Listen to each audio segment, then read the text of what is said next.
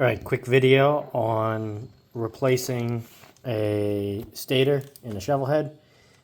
Essentially, you're kind of fucked. So, wouldn't be that big of a job.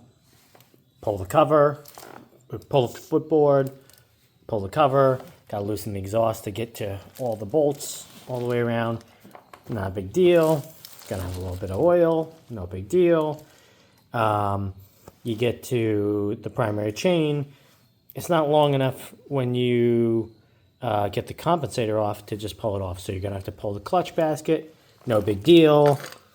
You do the little washer trick that everybody shows you online. Just back out this bolt, put a washer, put it back on, get the springs a little cinched down, and then you can take off the nuts off there, pulls it all off. Great. Then everything slides. You just with a little pull, you pull out your basket and all your things, keep them in the right order. I think you even try to keep the orientation the same.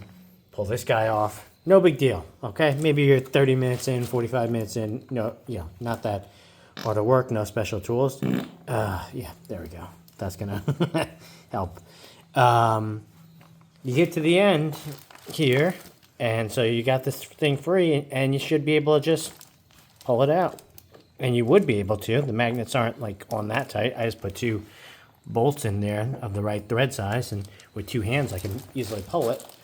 Problem is, in Harley's infinite wisdom, they decided to shape this part of the primary cover in order to nothing. I mean, you literally don't need that clearance. I guess it makes it easier for the kickstand. I don't know. It's again, if you're designing this to be a serviceable item, because it is. I mean, stator's gonna go. Maybe not frequently, but they do.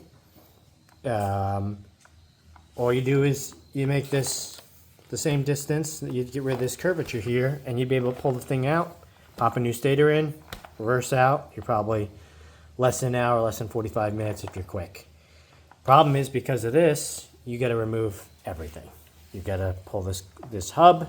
You're going to typically need a puller to do that, and then you're going to have to take off the entire primary, which means your starter, your solenoid, all these nuts, bolts, and then you got 2 oil lines on the back feeding the oiler and whatnot. So, and then there's other videos that show it. You do the ears, the cover ears back there, and then these with the safety line and all that sort of shit. And it's a lot of bolts, and then you can finally pull the thing off to get a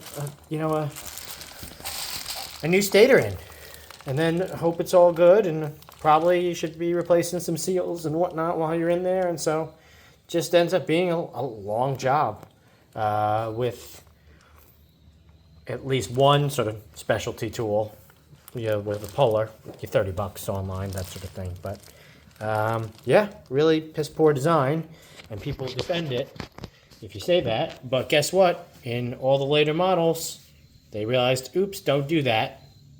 Because you need to be able to get to your stator every, whatever. Even if it's every 50,000 or something like that, or, whatever. They do go. It's just a fact of life. You wouldn't put the rectifier, like, in a place where you had to take the top of the engine off just to get to it or something like that. So, bad design, really annoying job, too many hours for something so stupid, and then, God forbid, you got a bad one. So, I guess, do like I did and buy the Cycle Electric and hope that it's going to give you years and years. The only other piece of advice that I got from someone else was swap the primary cover for an early 84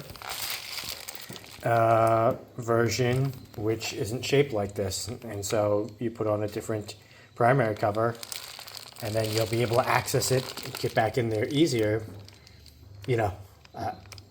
I think it's another $150 I'm seeing used on eBay, so not a great option on top of a stator, on top of everything else, for what is somewhere between a $60 and a $150 part. Stupid. All right. Sorry for the bad news, but wish somebody had told me otherwise. I probably would have just charged my bike up a whole bunch and done short rides until I had some long miles planned.